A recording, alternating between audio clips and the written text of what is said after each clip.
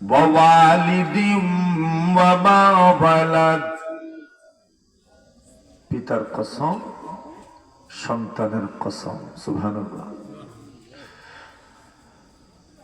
ওয়াদাতিল বুরুজ ওয়াল ইয়াউমিল মাউউদ, কিয়ামতের দিনে।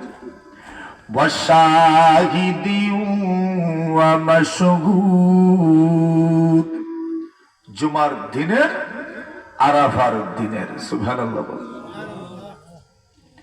এত কসম আল্লাহ করেছে।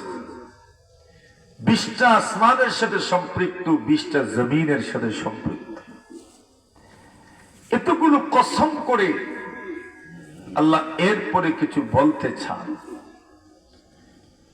আমরা যে সূরা তিলাওয়াত করেছি, এই সূরার শুরুতে আল্লাহ কসম করেছেন আসরের। কিসের? জোরে কোন? আরো জোরে মাথুন না আপনারা? কি তার? আসরের কসম। আল্লাহ বলেন ওয়াল আসর, আসরের কসম। শুধু আসরের কসম আল্লাহ করেন নাই, ফজরেরও কসম করছেন।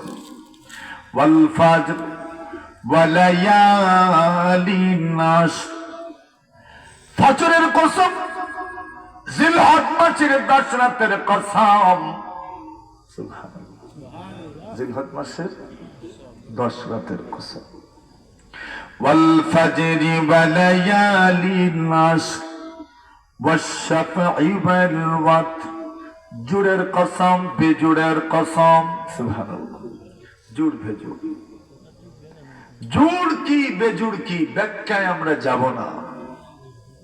এক ব্যাখ্যা তো হলো জোড় মানে জোড় নামাজের কসম, বেজোড় মানে বেজোড় নামাজের কসম। সুবহানাল্লাহ। জোড় নামাজ ফজর, যোহর, আসর, ইশা। বেজোড় নামাজ মাগরিব, বিতির।